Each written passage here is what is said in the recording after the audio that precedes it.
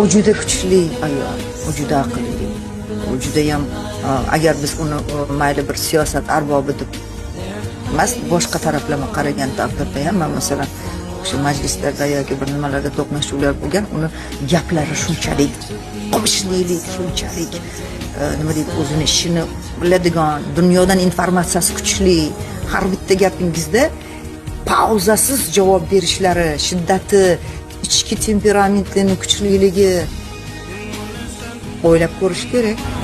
Qarangda, shunchalik haligi boshi berk ko'cha,